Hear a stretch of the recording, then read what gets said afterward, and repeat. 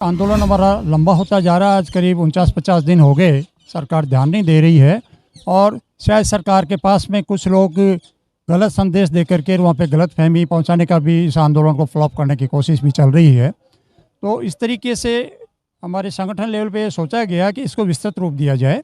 उसी की कड़ी के अंदर अभी हमने 3 तारीख को भी तमाम जिलों के माध्यम से जो है ज्ञापन भेजे हैं माननीय राष्ट्रपति जी, प्रधानमंत्री जी, रक्षा मंत्री जी को। और भविष्य के लिए इसको एक विस्तृत रूप देने के लिए आज हमने यहाँ पे एक बहुत बड़ा आयोजन रखा था एनडी तिवारी भवन के अंदर, जिसके अंदर करीब 200 ऐसे पूर्व सैनिक संगठन जो मात्र जैशियों और जवानों के ही हैं, उनके प्रतिनिधिगण वहाँ पे आज आए थे, बैठे और ये विचार किया गया कि भाई सरकार ध्यान नहीं दे रही है। दूसरा, कुछ लोग इस आंदोलन को भ्रमित करने का भी प्रयास कर रहे हैं, इसलिए इसको सशक्त बनाने के लिए एक बड़ा रूप दिया जाए। तो इसके लिए आज हमने एक जॉइंट एक्शन कमेटी तैयार करी है और सर्वसम्मति से ऑल इंडिया लेवल पे मेरे को उसका प्रेसिडेंट नामित किया गया लोगों की तरफ से। अब हमारा स्ट्रेटेजी इस प्रकार से है कि भाई ये कोई एक दिन का नहीं है, भविष्य के अंदर भी अगर किसी तरीके से इस प्रकार का हमारे साथ में कोई शोषण होता है, मिसबिहेव होता है, तो उस चीज़ को सही तरीके से एक डेमोक्रेटिक वे के अंदर, डिसिप्लिन्ड वे के अंदर गवर्नमेंट के सामने अपना पक्ष रखने के लिए एक बड़ा प्लेटफॉर्म तैयार किया जाए। तो वो जो एडो कमेटी आज हमारी बनी है, उसके अंदर प्रेसिडेंट के अलावा हर स्टेट से एक एक प्रतिनिधि उसके अंदर शामिल हुआ है। अब हम अगले 4-5 दिन के अंदर ही बैठ करके और इसको पूरा इसका हम स्ट्रेटेजी तैयार करेंगे। उसके लिए एक बहुत ही एक इस तरीके का डिटेल्ड गाइडलाइंस के साथ में बायलॉज और रूल्स एंड रेगुलेशन हम उसके फ्रेम कर रहे हैं, उसकी प्रक्रिया शुरू हो गई है।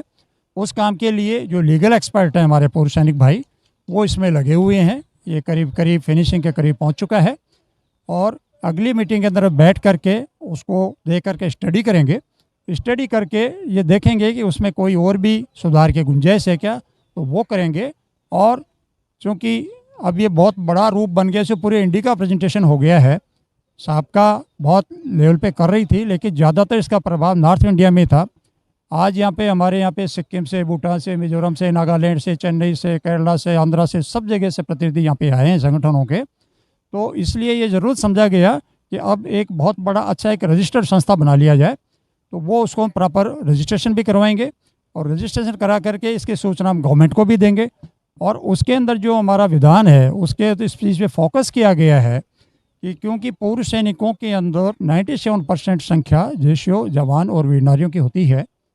और जब भी कभी हमारे कल्याण का कोई भी वार्ता सरकार के साथ में होता है या किसी प्रकार का कोई भी प्रेजेंटेशन देना होता है, तो उस टाइम पे अधिकारी जो पूर्व सैनिक होते हैं वो ही आगे आ जाते हैं। उसका कारण ये रहा, कुछ हमने भी उन पर ज़्यादा विश्वास किया कि भाई ठीक है, हमारे अधिकारी रहे हैं, इनके इशारे पे हम जो है गोली खाने के लिए भी तैयार रहते हैं, तो आज ये हमारा नुकसान थोड़ी करवाएंगे। लेकिन पिछले कुछ सालों के जो निर्णय आ रहे हैं उससे जाकर ये साफ झलक रहा है कि इन लोगों ने जानबूझ करके षड्यंत्र पूर्वक हमारे हकों को अपनी तरफ डाइवर्ट कर लिया। जो चीज़ उनके लिए लागू नहीं थी वो चीज़ खुद खा गए उसके अंदर से। जैसे जवान को बहुत ही नाममात्र का उसके अंदर उपलब्धि प्राप्त हुई। तो भविष्य के अंदर हम बहुत अच्छी तरीके से गवर्नमेंट को संदेश देना चाह रहे हैं कि ये एक राष्ट्रीय स्तर का एकमात्र इस प्रकार का पूर्व सैनिकों का मंच है जो इवन शहर ही नहीं बल्कि गांव ढाणी में, पहाड़ी पे, कहीं पे भी बसे हुए पूर्व सैनिक है, उनका भी प्रतिनिधित्व करता है।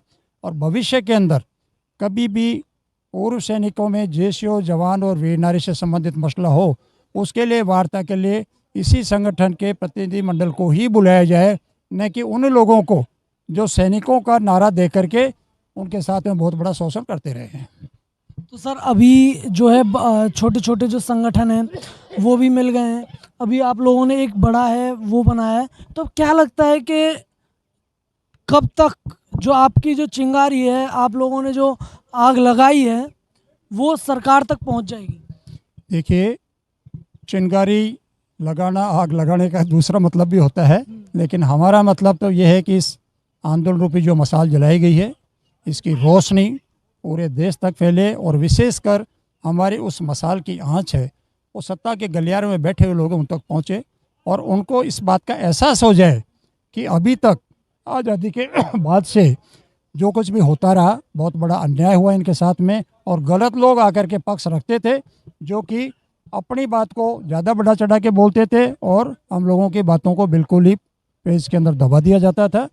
इस वजह से हमें पूरा विश्वास है आने वाले टाइम के अंदर हम गवर्नमेंट को ये कन्विंस कराने में कामयाब होंगे कि हम कोई अनड्यू डिमांड नहीं करते, कुछ भी इनडिसिप्लिन हम लोग नहीं है, देश प्रेमी है, देश रक्षक रहे हैं, देश रक्षक ही बन करके हमेशा के लिए रहेंगे, लेकिन हमारे हकों के ऊपर किसी दूसरे को कुठाराघात नहीं करने देंगे। अच्छा सर, जो है बार बार है कोई भी आंदोलन होता है उसमें एक तरीके के जो आरोप हैं वो लगाए जाते हैं। वो आरोप ये होते हैं कि इसने पैसा खा लिया, यहाँ पर फंडिंग हुई, फंडिंग जो प्रेसिडेंट है वो लेके भाग गया, या फिर उसके नीचे के जो लोग हैं वो लेके पैसा चले गए। तो आप इस चीज़ को पे कैसे लगाम लगाएंगे? देखिए, आज जो हमारा मीटिंग हुआ ना, आपने उसी परिप्रेक्ष्य का ये प्रश्न खड़ा किया है।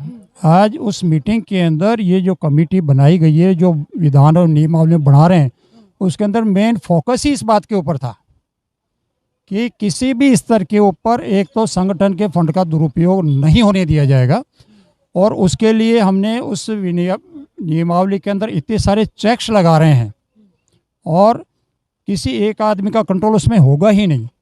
अगर कहीं पे भी हल्का सा भी ऐसा दिखा कहीं पे भी, क्योंकि मैं इस मामले के अंदर हमारे प्रधानमंत्री श्री नरेंद्र मोदी जी का बहुत बड़ा प्रशंसक हूँ इस बात का कि पिछले 9 सालों के अंदर उन्होंने बहुत एक बड़ा स्कैंडल नहीं करने दिया किसी को भी। स्कैंडल करना वाला अलग बात है, लेकिन करने नहीं दिया, क्योंकि इस प्रकार से उनकी जो कार्य प्रणाली है कि उन्होंने कहीं न कहीं चेक्स तगड़े बिठा के रखे हुए हैं। उसी तरीके से हमने भी हमारे नियम में इस प्रकार के सख्त प्रावधान किए हैं कि थोड़ा सा भी कहीं पे ऐसा लगा तो उस करने वालों को फटाफट तलब करके उसको बाहर का रास्ता दिखाया जाएगा, और इतना फूल प्रूफ सिस्टम होगा कि उसके अंदर इसकी गुंजाइश नहीं बचेगी। और खाली वित्तीय अनियमितता ही नहीं, बल्कि मान लीजिए आज मुझे चेयरमैन बनाया गया है और कल को मैं ही कुछ मनमानी करने की कोशिश करता हूँ, तो मुझे भी बाहर का रास्ता दिखाने के लिए जो विधान है हमारा ज़्यादा समय नहीं लगाएगा, और बहुत लंबे समय के लिए इस प्रकार का तगड़ा विधान होगा कि इस संस्था के अंदर इस प्रकार की गड़बड़ियाँ आपको सुनने को देखने को नहीं मिलेंगी। देखिए, इतने सारे संगठन को एक प्लेटफॉर्म के नीचे लाने का मेन उद्देश्य ही यही है।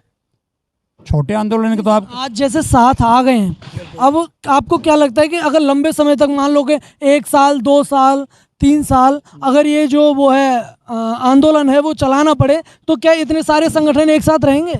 नहीं, हमने इसीलिए तो ये सारों को जोड़ा है ना, कि जैसे आज यहाँ का एग्जाम्पल ले लिया आप। अभी हमारे यहाँ पे ये उत्तराखंड वाले भाई लोग बैठे हुए हैं, 16 तारीख को राजस्थान के लोग यहाँ पे बैठ जाएंगे, तो हमारे लिए इतना बड़ा एक विस्तृत नेटवर्क हमारे लिए पैदा होगा कि हमारे लिए कोई बड़ी बात नहीं रह जाएगी।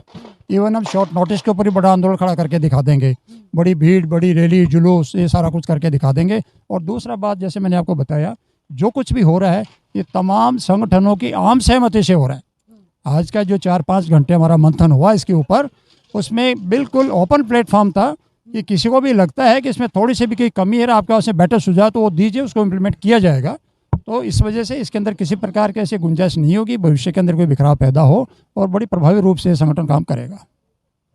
उम्मीद है आपको कि फाइनली जो है आप जब यहाँ से उठेंगे तो आप जीत कर उठेंगे। डेफिनेटली सरकार पे हमको पूरा भरोसा है, बहुत अच्छी लोकतांत्रिक सरकार है, और जब इतने बड़े लोकतंत्र को वो संभाल रही है, तो हम तो छोटा सा समूह है, वो भी राष्ट्र रक्षा के लिए समर्पित हुए। हमने कोई इस प्रकार का कोई हरकत किया नहीं कि भी किसी के मन में हमारे प्रति दुष्भावना हो, तो हमें पूरा यकीन है। और जैसे हमारा प्लेटफॉर्म ये असली रूप के अंदर आकर के प्रभावी रूप से हम सरकारी गलियारों के अंदर जाके बातचीत करेंगे, उनको विवश होना पड़ेगा सोचने के लिए कि वास्तव में इतने लंबे समय तक इनके साथ में अन्याय हुआ है, और वो न्याय प्रदान करके उनको आगे आना ही पड़ेगा। अच्छा सर, ये जो आपका आंदोलन है अभी ये जंतर मंतर पर चल रहा है, तो क्या ये जो आंदोलन है ये आगे भी जंतर मंतर पर ही चलता रहेगा, या फिर आप लोग कहीं पर जो है एक तरीके से जो भीड़ है उसके साथ में आप लोगों की अभी तक कोई प्लानिंग है? देखिए, फिलहाल तो यही है हमारा। दूसरा, आज तक हमारा ये निर्णय है कि जब तक हमारी मांगें पूरी नहीं हो जाती है, यहाँ पे धरने को हम ख़त्म नहीं करेंगे। आज भी हमारा ये सहमति बना है कि सरकार से वार्ता जब भी होती है तो हम उनके साथ में एक तो तथ्य रखेंगे कि देखिए साहब, यहाँ पे ये चीज़ गलत हुई है, और वो तथ्य ऐसे होंगे उनको कोई भी झुटला नहीं सकता। फिर उसके बाद में हमारी मांग होगी कि सुप्रीम कोर्ट के रिटायर्ड 3 माननीय न्यायाधीश की कमेटी बनाई जाए, और वो भी एक टाइम शेड्यूल हो उसका। ये नहीं कि बन गई कमेटी उठा दो धरना, नहीं, धरना प्रदर्शन हमारा विरोध चलता रहेगा। वो कमेटी 2 महीने 3 महीने का टाइम लेवे, स्टडी करे, स्टडी के सरकार को रिपोर्ट दे, और सरकार ड्यू टाइम के अंदर उसका निर्णय करे। हमें स्वीकार होगा, सरकार को भी स्वीकार करना पड़ेगा, ऐसे पूरी आशा है। चलिए सर, थैंक यू।